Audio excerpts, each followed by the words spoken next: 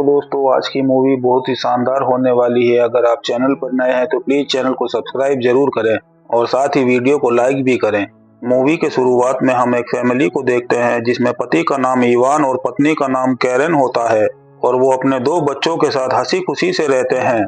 Ivan एक architect था और उसकी पत्नी एक आर्ट गैलरी में काम करती थी। फिर एक दिन इवान और कैरन अपने दोनों बच्चों के साथ ट्रिप पर जाने का प्लान बनाते हैं, लेकिन ऐन मौके पर अचानक इवान को आर्किटेक्ट का एक अर्जेंट काम आ जाता है जिससे वो अपनी फैमिली के साथ नहीं जा पाता है और कैरन अकेले ही अपने बच्चों के साथ ट्रिप पर चली जाती है। फिर रात को जब इवान अपने प्रोजेक्ट पर काम कर रहा था तभी उसके घर का बेल बजता है और जब वो दरवाजा खोलता है तो उसे बारिश में भीगी हुई 2 लड़कियां दिखाई देती है, जिसमें एक का नाम बेल था और दूसरी का नाम जेनेसिस था। वो दोनों इवान को बताती है कि हम पार्टी में जा रहे थे, लेकिन तेज बारिश के कारण हम रास्ता भटक गए हैं और हमारे फोन्स भी भीग कर बंद हो गए हैं। तब ये सुनकर के इवान दोनों की मदद के लिए उन्हें घर के अंदर आने के लिए कहता है। फिर वो उन दोनों को टॉवल्स देता है और साथ ही एक आईपैड भी देता है ताकि वो अपनी पार्टी का लोकेशन ढूंढ सके। तब जेनेसिस आईपैड में देखती है कि उसकी पार्टी की जगह यहाँ से बहुत दूर है और वो दोनों गलत रास्ते में आ गए हैं। तब इवान उन दोनों के लिए एक कैब बुक करता है जो 45 मिनट में यहाँ पहुँचने वाली थी। अब वो दोनों लड़कियां बारिश में काफी भीग चुकी थी, इसीलिए वो दोनों इवान के घर का वॉशरूम यूज करके फ्रेश होकर इवान के पास आ जाती है और इवान उन दोनों को चाय बनाकर देता है। फिर वो तीनों लिविंग रूम में आकर आपस में बातें करने लगते हैं। तभी इवान उससे पूछता है कि तुम लोग क्या काम करते हो, जिस पर वो दोनों बताते हैं कि हम एयर होस्टेज हैं। उसके बाद वो दोनों उसके पास जाकर अपने एयर होस्टेज होने का और देश विदेश घूमने की कहानियां सुनाने लगती है और ये सब बताते हुए वो दोनों उससे चिपकने लगती है और उसके साथ छेड़छाड़ करने लगती है, लेकिन इवान को ये सब अच्छा नहीं लगता। इसीलिए वो वहां से उठकर दूसरी कुर्सी पर जाकर बैठ जाता है और अपना मोबाइल चेक करता है जिसमें कैब को यहाँ तक पहुँचने में अभी भी 20 मिनट बाकी थे। फिर वो दोनों लड़कियां इवान से उसकी पत्नी के बारे में पूछती है, जिस पर इवान बताता है कि उसकी पत्नी एक आर्ट गैलरी के लिए काम करती है। इसके बाद वो दोनों फिर से उसके पास जाकर उसे सेड्यूस करने लगते हैं। तब इवान दोबारा उससे दूर जाकर दूसरी कुर्सी पर बैठ जाता है और फिर से अपना मोबाइल चेक करने लगता है जिसमें कैब को यहाँ तक पहुँचने में अब सिर्फ 5 मिनट बचे थे। तभी जेनेसिस वहां से उठकर के वॉशरूम यूज करने के लिए जाती है। उसके बाद बेल फिर से इवान को सेड्यूस करने की कोशिश करती है। तभी इवान को कैब ड्राइवर का कॉल आता है क्योंकि कैब इवान के घर के बाहर पहुंच चुकी थी। इसीलिए बेल जेनेसिस को बुलाने के लिए वॉशरूम में जाती है और इवान उनके कपड़े लेने के लिए जाता है, लेकिन जेनेसिस और बेल काफी देर से वॉशरूम से ना आने पर वो उनके कपड़े लेकर वॉशरूम में जाता है और दरवाजा खटखटाने लगता है, लेकिन वो दोनों बाहर नहीं आ रही थी। इसीलिए इवान आंख बंद करके कपड़े देने के लिए वॉशरूम में चला जाता है। तब अंदर हम देखते हैं कि वो दोनों बिना कपड़ों के नहा रही थी। तभी वो दोनों इवान के साथ जबरदस्ती करने लगते हैं और उसको बार बार उकसाने लगते हैं। तब इवान भी खुद का कंट्रोल खो देता है और उसके अंदर का अमरीशपुरी जाग जाता है और उन दोनों को एक एक करके फ्री कर देता है। और वहीं कैब ड्राइवर भी कुछ देर इंतजार करने के बाद वहां से चला जाता है। फिर अगली सुबह जब इवान नींद से जागता है तब उन दोनों को अपने कमरे में ना देखकर सोचता है कि वो दोनों शायद यहाँ से चली गई होगी, लेकिन तभी उसे किचन से उन दोनों के हंसने की आवाज सुनाई देती है और वो किचन में जाता है तो देखता है कि उन्होंने किचन का हाल खराब कर रखा था। तभी इवान को कैरन का वीडियो कॉल आता है और वो उससे बात करने के लिए बाहर चला जाता है। फिर बात करने के बाद अंदर आकर गुस्से से उनको घर से निकल जाने के लिए कहता है, लेकिन वो दोनों यहाँ से जाने का नाम ही नहीं ले रही थी। फिर कुछ टाइम बाद इवान देखता है कि वो दोनों उसकी पत्नी की बनाई हुई आर्ट को खराब कर रहे हैं, जिससे इवान का दिमाग खराब हो जाता है और वो गुस्से में कहता है कि मैं अब पुलिस को कॉल कर रहा हूँ और अगर तुम्हें जेल नहीं जाना है तो यहाँ से निकल जाओ।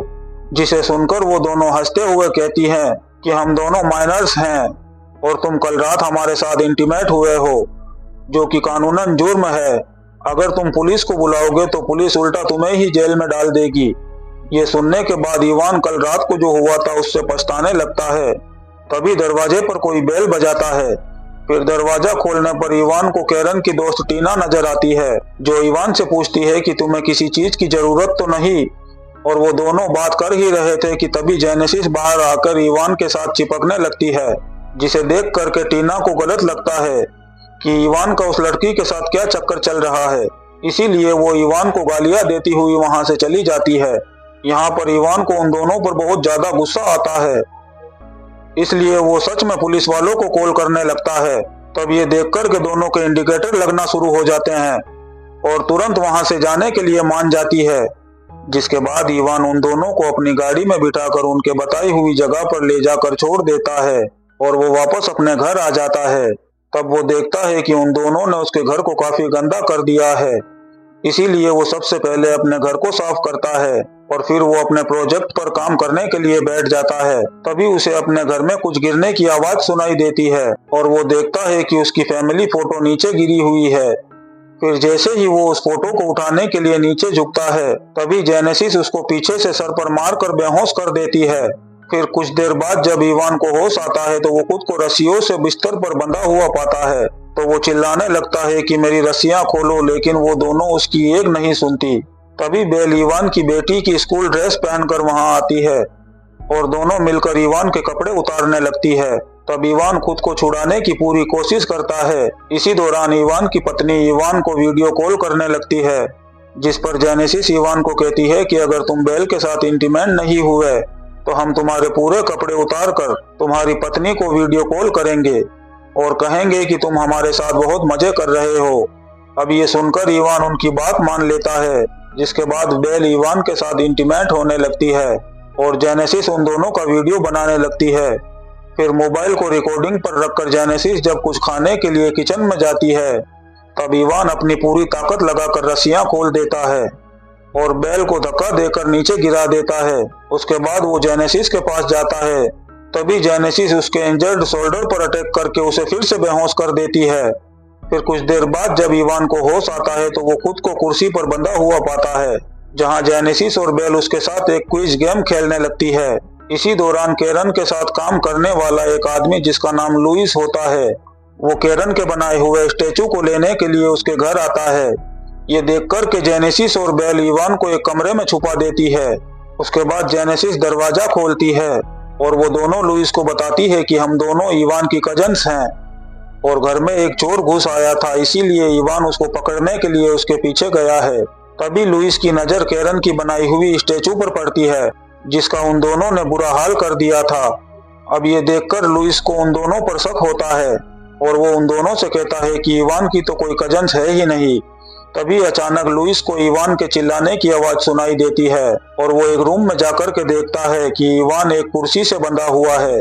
वहीं बाहर वो दोनों लड़कियां उस स्टेचू को तोड़ने लगती है और वो स्टेचू बहुत ही महंगा था, इसीलिए लुइस इवान को छोड़कर उन दोनों के पास जाता है और उन दोनों को रोकने लगता है। लेकिन तभी लुइस को अस्थमा का अटैक आ जाता है और लुइस का इनहेलर भी जेनेसिस के पास था। तब वो उन दोनों से अपना इनहेलर लेने की कोशिश करता है।